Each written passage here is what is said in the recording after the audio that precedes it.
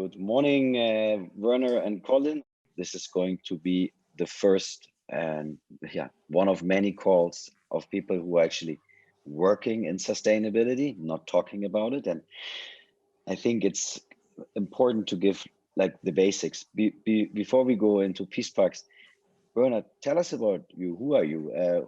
How long are you doing this job? And where are you from? So my background is I've only known that I wanted to be a game ranger as long as I can remember. From that I was 3 years old.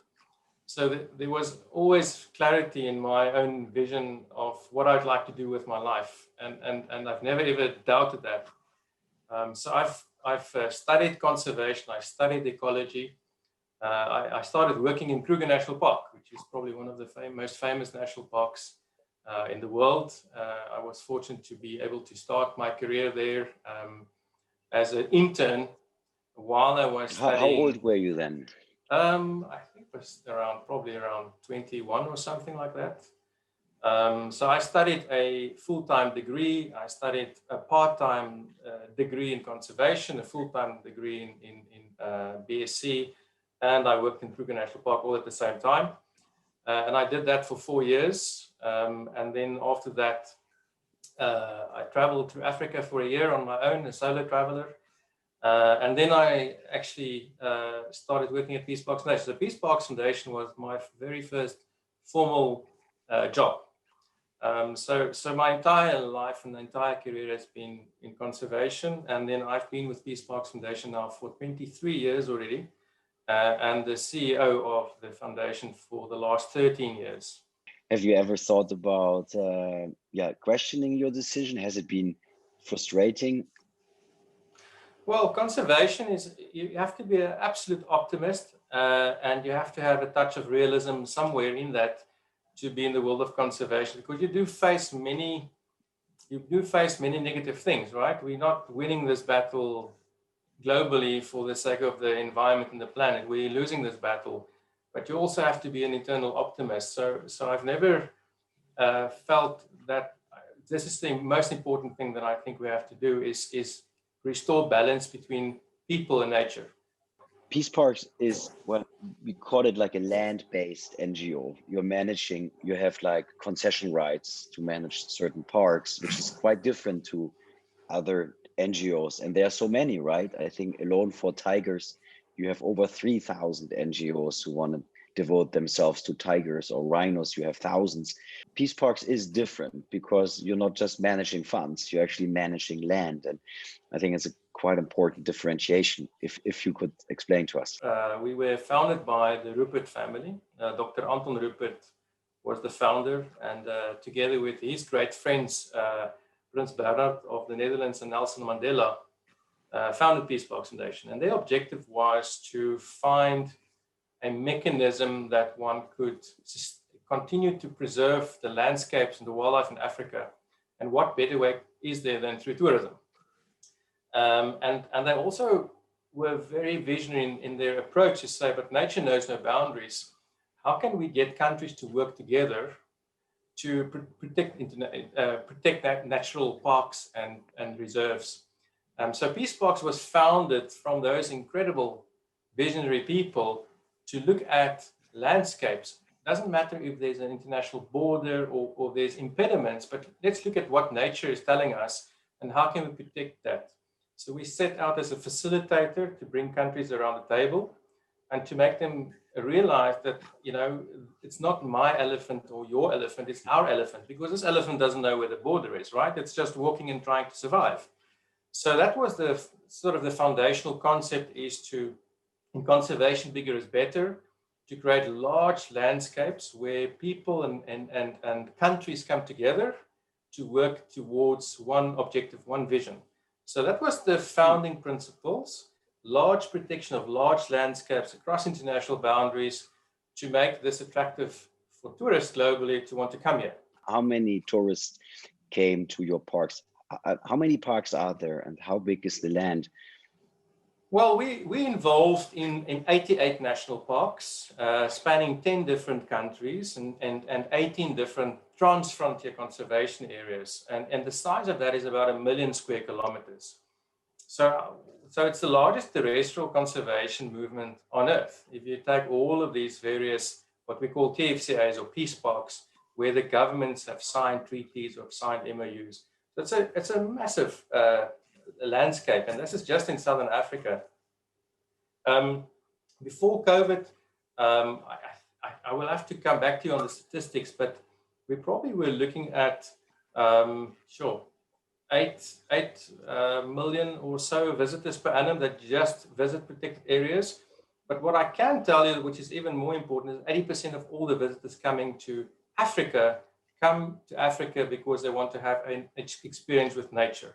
So the correlation or the link of nature to the tourism industry globally is very important. People come to Africa to see wildlife and to be in nature. That's probably the number one international reason for visiting. You cannot really fall in love with something you haven't seen. So it is the objective, I believe, from PeaceParks and Singita or Grumeti Reserve. It is this kind of showing people the beauty of Earth, the beauty of nature, before you're actually getting him or her into the idea of conservation. So you basically bring also your donors, I guess, to see what they protect. Exactly. Well, I can tell you one thing, that nobody's ever visited Africa and was not changed. Nobody's ever gone to a park and haven't seen a leopard or a lion or one of these majestic animals and was not permanently emotionally changed. These parks and these forests are the lungs of the world. They are the ecosystem service providers of Africa. There's a global good to protecting areas in its natural state. Now, PeaceParks Foundation works on the ground, and like you said in your introduction, there's very few organizations that actually work on the ground. And we work in partnership with government. So it's not concessions, but it's public-private partnership agreements. We sign long-term park management agreements with governments in a partnership. So we're equal.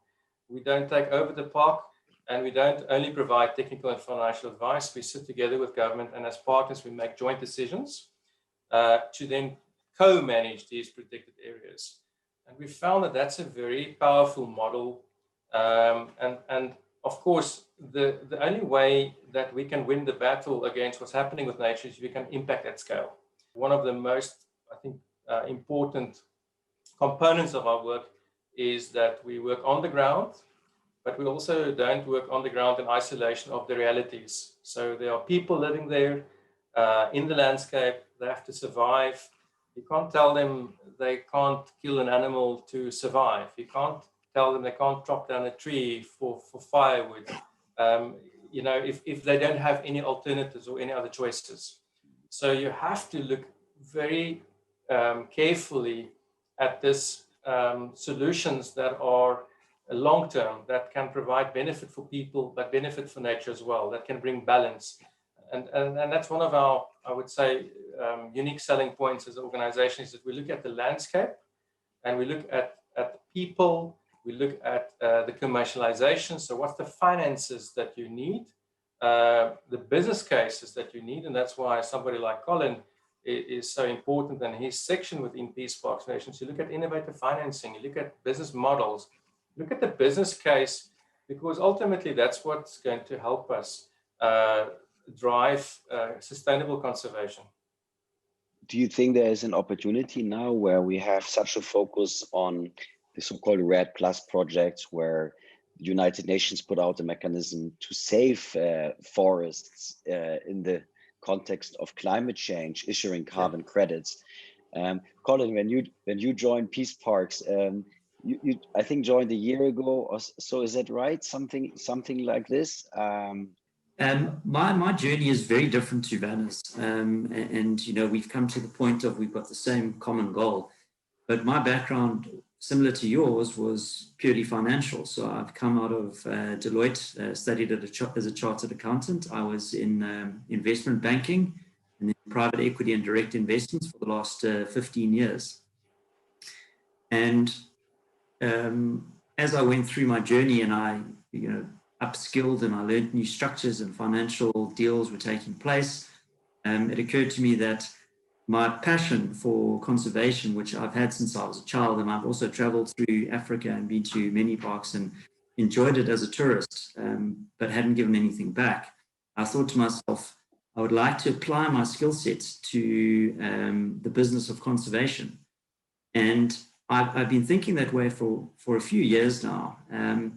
But the meeting with Bernhard came at such an auspicious time because the global sentiment is moving towards this natural capital asset class. And people are starting to realize that it is valuable. And these are products that have not been approached from a commercial perspective yet, but they're starting to impact their portfolios. If you look at the European Central Bank in June, they came out with supervisory actions for all the banks in Europe, which requires them to price climate and biodiversity risk for the first time. And what that means basically is that corporates are now required to think about conservation of our natural assets as part of their operating business model.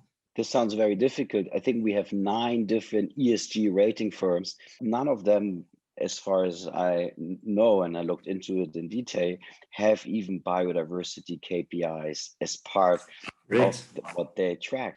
We looked into this in the context of our NOAH conference, inviting companies to measure biodiversity, and it's a fascinating space. Apparently, the easiest is to simply take a water sample, environmental DNA of a water pit, and you know what animals have been drinking there, right? Is counting the animals one of the next big work items in conservation, that we actually know what areas to save? It's a fascinating space and it's absolutely emergent. And there is a structure that's been approved by the G7 in June called the Task Force for Nature-Related Financial Disclosures, which is doing exactly this.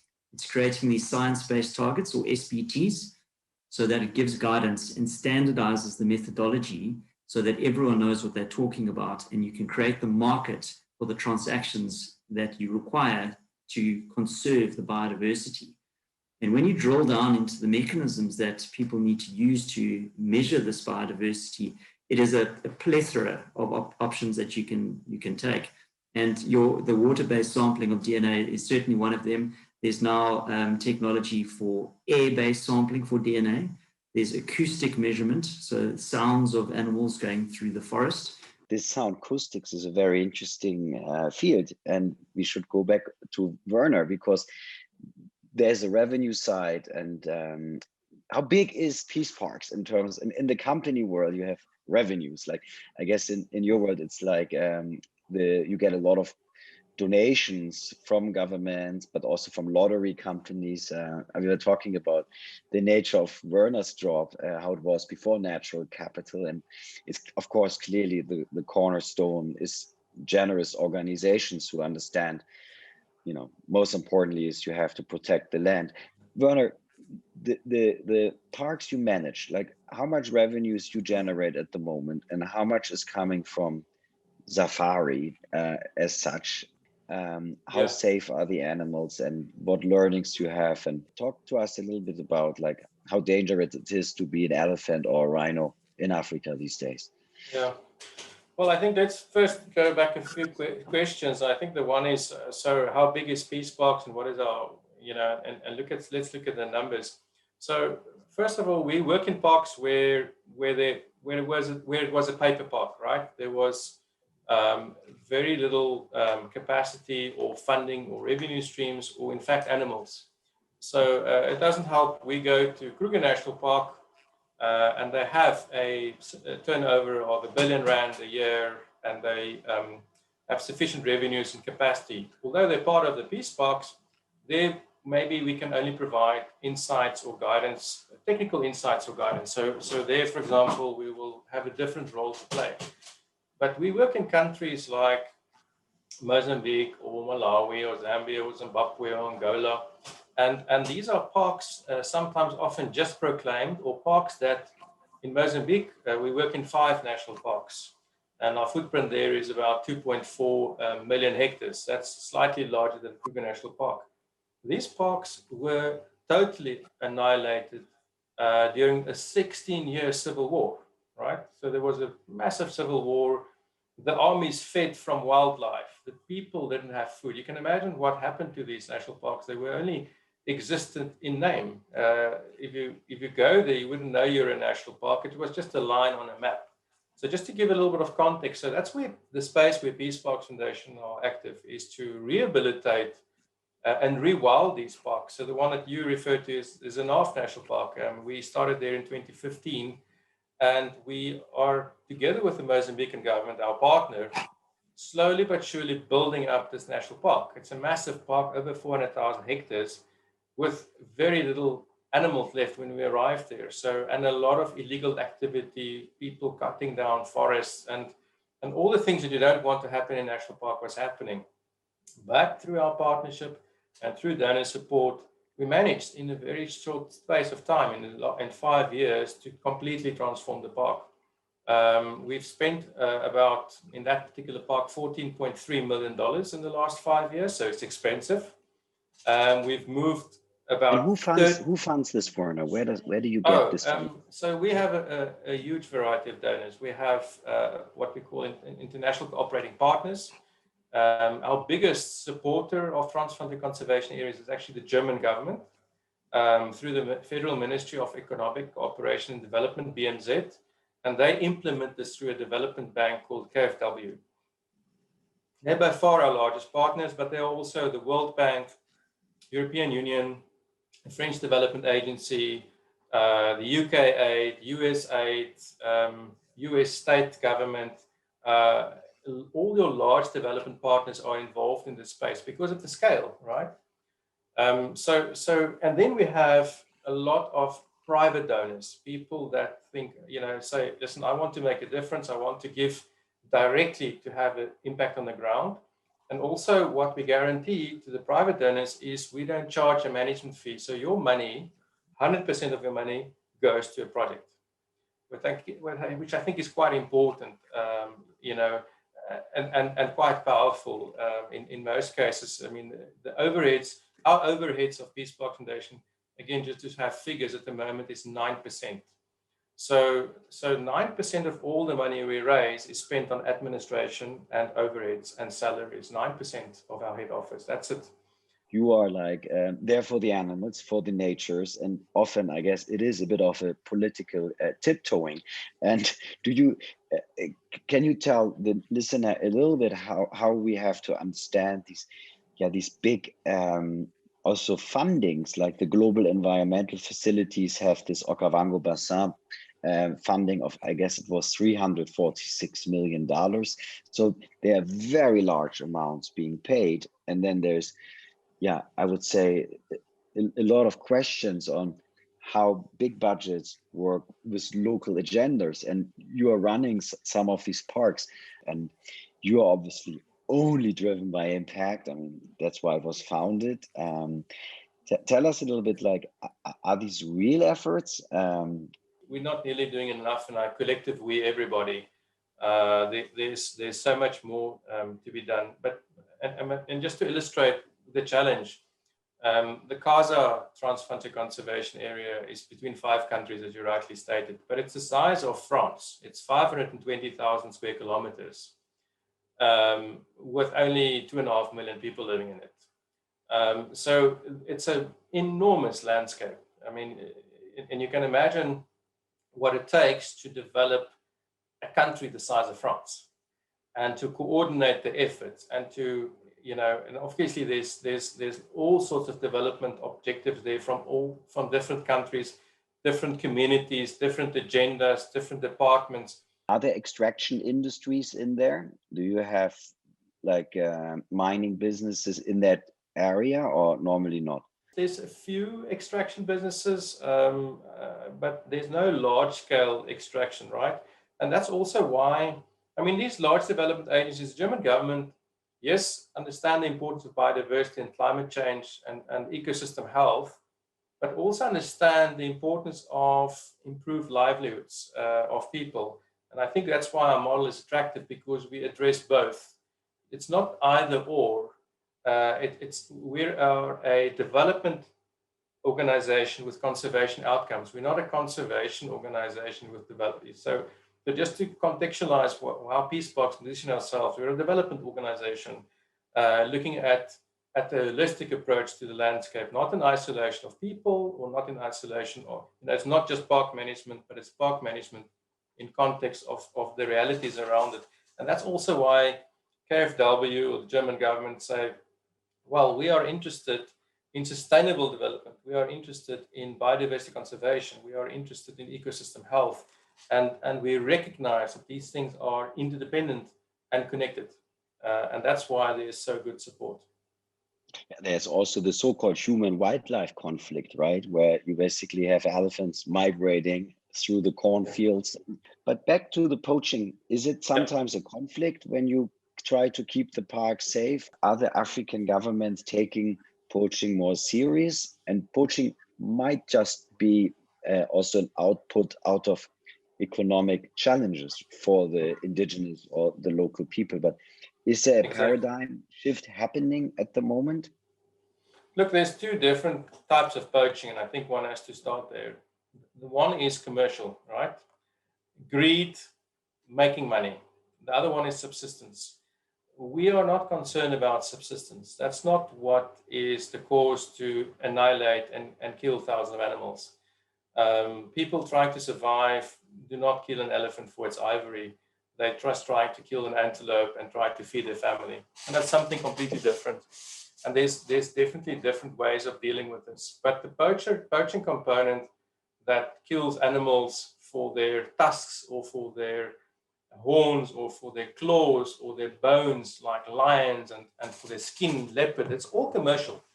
Those people are driven by a market, mainly Asia, that the demand is big for those products. And then, of course, a traditional market. So as long as those markets exist, there's a major threat to those animals. So I think globally, a lot still needs to be done to deal with the demand side, to put pressure on the countries where that demand is originating from. COVID is a classic example of where wildlife was taken into areas and confined, and because of that, you had the spread of zoonotic diseases. And that's a warning signal. If you disrespect nature, it's going to push back. And I think that's one of the critical things that has to be addressed is this global consciousness and awareness and pressure on the consumers and understanding the consequences. The consumers are often totally ignorant. You know, if you speak to somebody in China today, you might still think that the elephant tusk is falling off on the ground. It's, they don't realize that animal is being killed. So I think that awareness, that education, but also the generations that we're into. So I'm actually hopeful and positive because the new generation, if you sit around the next generation in China, they're not interested in this. They are connected with the global environment. They understand the environmental crisis we're in. They're not at all interested in what's happening with the older generation. So I'm actually quite hopeful, but I'm quite worried over the next 15, 20 years, we still have a very, very difficult time ahead of us. When I started to be interested in the field, we thought it's a good idea to download the listings at Taobao 1688. We looked at all these Asian platforms because I was told by an expert from the field, that's where you should start your work. And do you believe Alibaba and Tencent and all the Chinese platforms are actively policing the platform? Yeah, we actually did an independent audit, Marco, on the Alibaba and the Tencent platforms, and in fact, on all the Chinese platforms. We worked with a very reputable company that I don't want to disclose their name, but they also work very closely with traffic. And we did an independent audit last year on what's the e-commerce on these sites. And the positively surprising thing was that the volume of trade was very, very low. And 76%, if I recall correctly, I think we recorded over a period of 4 months about 3,500 transactions that were linked to wildlife products. Sorry, I just got the data, 4,200 adverts offering 35 species of different types of species. And the vast majority, 73% of those, were derived from mammoth ivory. And so it's not, there was only 4 of all those traders that were actually willing to sell elephant ivory. So actually, on all the platforms that we looked in China, the public platforms, there's no longer any trade of significant scale or volume taking place. And I think there's lots of factors related to that, right? In 2020 with COVID, the Chinese government closed down all trade of all wildlife products. And I think that was probably the reason. And it was a ban that's still not lifted. So maybe we're not living in a normal period now. I mean, and who knows if post-COVID things can pick up again. But we saw, because of that ban, a massive drop in rhino poaching, for example, in Kruger National Park. For 5 months in 2020, we didn't lose one single rhino in Kruger National Park because of COVID and because all the channels for taking these products out of the country were stopped. Now it's picked up again, but we are again much, much lower than we were in any years before. And let's go over to Colin. Like on the technology side, Colin, what is your expectation? Like how much revenues in like 10 years you can generate with your fancy natural capital products, and do you get the support within PeaceParks to develop those? Yes, Marco, thank you. It's a challenging question to answer now, and I think I've got a lot of support from the senior management at PeaceParks and from the board and the executive committee, because it is uncertain. It is a nascent capital class, and we are not we're not blind to the fact that this is a complicated asset to leverage and to create cash flows out of. So I'm fortunate in that Vanna and team are patient with me, but we're getting to the point where we're starting to execute commercial structures to generate these commercial cash flows. And you saw, Colin, maybe you can say, because before you joined, there was already a project, Rogero. In fact, that's how I got into the whole discussion. Like in Zambia, and you had a lot of experience already in a very large REDD+ project. Maybe you can talk about what PeaceParks did already in the past. Sure, yes. So prior to my joining, there was a carbon program in PeaceParks, but that started probably before it was in a mature market. So where we are currently is we've partnered with a development partner in the landscapes, in the TFCAs that Vanna was describing, to assist us in developing these REDD+ programs. And it has a number of benefits for PeaceParks to participate in these projects.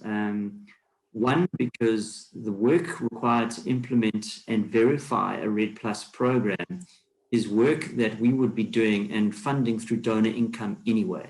So it's absolutely a defrays certain operational costs that we require. So leaving aside the income stream to PeaceParks, it is very important function to create conservation outcomes in these landscapes. The challenge comes in where if you are in a national park, the condition of additionality in these REDD+ programs is difficult to hit. So a lot of the REDD+ that we are looking at currently lies within the corridors between the protected areas. And there are some really large-scale projects we are looking at currently, totaling around about 8 million hectares in total. And they're falling in between the protected areas in Mozambique, in between Zanav and Benin and Limpopo, in Angola. Just 8 million hectares, that's probably the entire emissions of the European chemical sector, right? I mean, that's correct. 8 million hectares is probably more than the entire size of the market at the moment, looking at the EM carbon markets. So that's very substantial. Absolutely. I think I don't profess to be an expert in the carbon markets plus specifically, but my view is that it is a function of the maturity of the market and the efficiency of the market.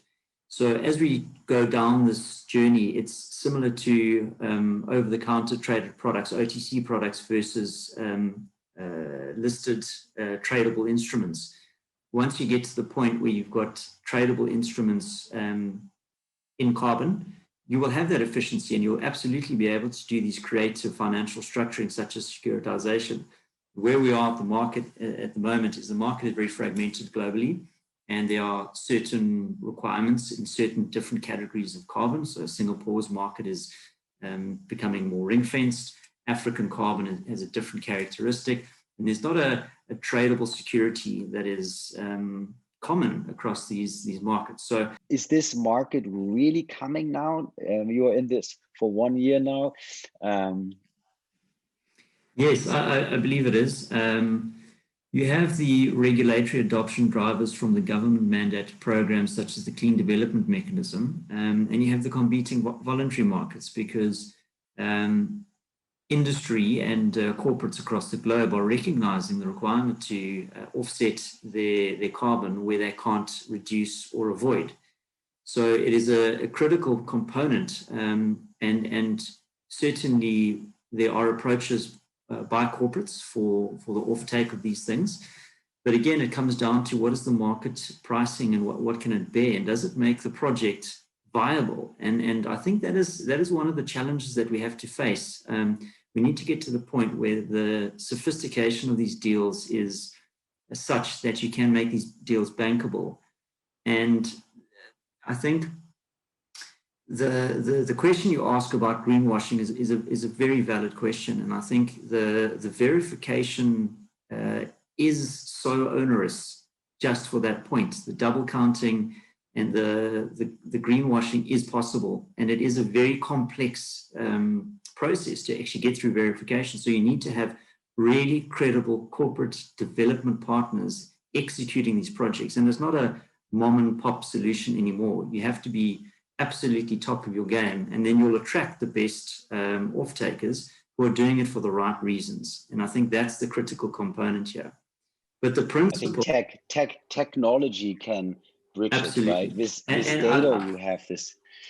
Certainly. I mean, you see some of the organizations globally creating these NFT tokenized solutions, such as Single Earth, where you're trying to link carbon and trying to link biodiversity to these tradable tokens. And it goes back to the marketability and the efficiency and maturity of the market where you have a tradable security.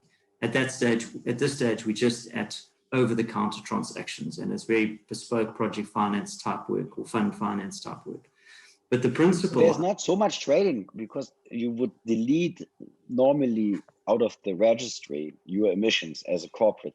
I guess it's becoming tradable when you get the offsetters early into the project development. And what shocked me completely when I looked into the sector is that it takes up to 5 years from project idea to carbon credit delivery. And one of the reasons is, yes, the process is not digital, and also the measurement, the calculation of the biomass. I guess you have to look at the baseline of the forest, and then you have to see, okay, how does a forest grow in 1 year?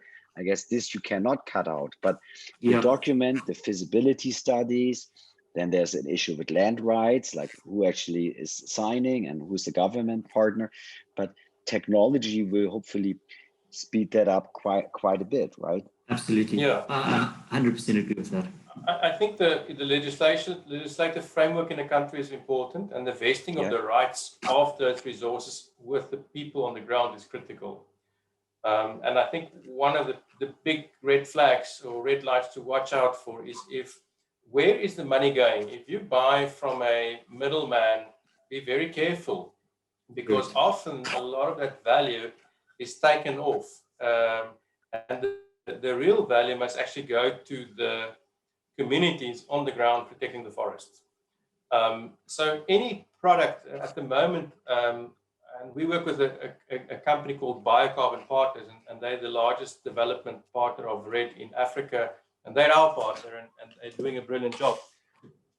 They've calculated that you cannot manage a hectare of forest for less than $5.64 at the moment. That's let's say $6, just to round it off. $6. If you buy a carbon credit for less than $6, you know it's not a quality product, and you know that forest is not protected.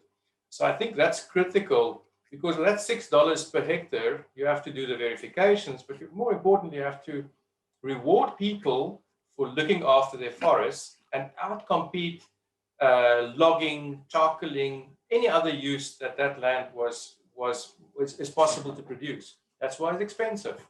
So you have to pay for rangers to look after it. You have to look at livelihoods projects, which is a whole range. You have to look at education. You have to look at health.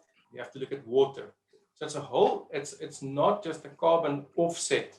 You actually look at building up a society and building up the ability to be more robust and live in the environment without chopping down the trees. And that's why it's $6 a ton. So if the market tells you, oh, we'll sell it to you for $2 a ton, don't even consider it, not even if it's a massive scale project. So I just want the legislative framework must be there, where the ownership is vested in the people, and the people must be empowered to look after their own forests. So RED, you're right, Marco, is one of the most important mechanisms where you can empower local communities to protect indigenous forests, not exotic plantations or anything, indigenous forests in a sustainable way. There's in our mind, outside of a former protected area, no better mechanism that exists currently in Africa than a RED mechanism. In spite of all the critics and greenwashing and all of that, this is the reality, and we see it and we work and live with it every day. It's complex and it's interesting, and you cannot just pick like the happy rhino in the sanctuary. You have to put it in the scheme of things. And this was just a wonderful introduction for our NOAH community into sustainability, feeds on the ground, animal feeds and people. And that is the way to get closer to the topic. Colin and Bernhard, thank you so much for this time.